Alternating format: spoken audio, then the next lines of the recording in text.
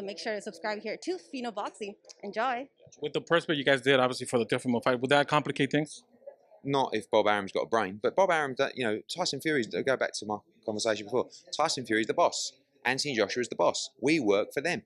We don't have the right to mess up fights for their career because then we're not doing our jobs.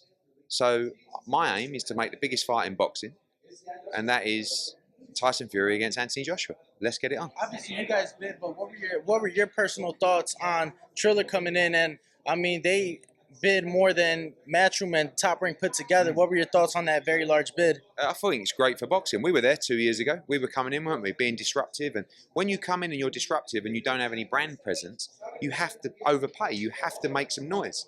And Triller did what DAZN did 2 years ago. So great news for the fighters. And, I knew I was going to lose that bid because Coppinger called me and said, I reckon you'll win the bid. I went, no, someone's going to do something silly. And Top Rank bid what they thought the value of the fight was, 2.2 or something like that. We bid what we thought the value of the fight was, 3.5. And Triller bid, it wasn't really about value for them. It was just, we must get this fight, let's make some noise.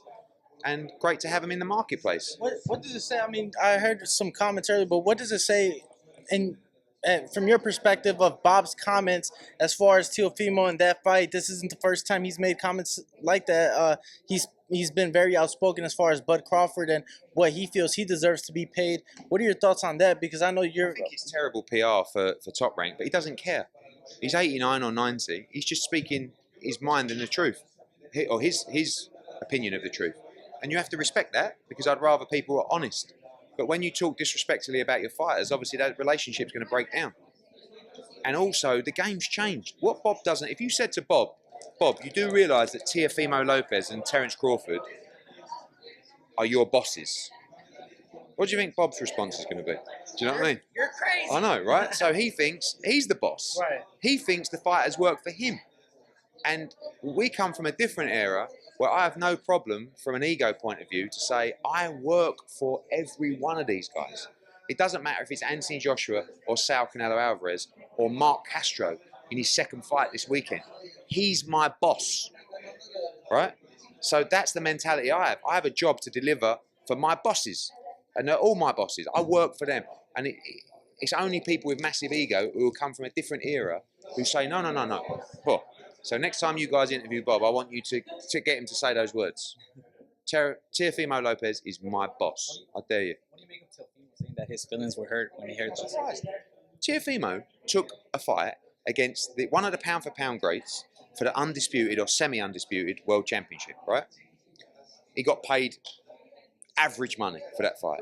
He wasn't happy with the money, but he took the fight because he believed he'd win. He was told, you win that fight, you got the keys to the bank, right? He wins the fight, and they made him an offer of, 1.25 million, much less than he got to fight Lomachenko.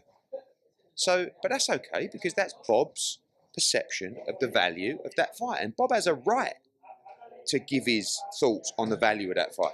It was just different to everybody else's. So now we're in a position where Teo gets what he deserves. George Kambosos changes his life forever. It ain't a bad thing. You know what I mean? Let them get what they deserve. And it's not about paying fighters just silly money, but it's about paying fighters that deserve big money, right?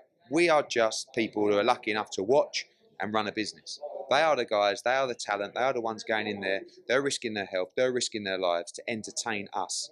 And they deserve every penny they get. So when a fighter has a result, like yesterday, it makes me smile. Especially when Teofimo has taken the risk that he did. Let me ask you,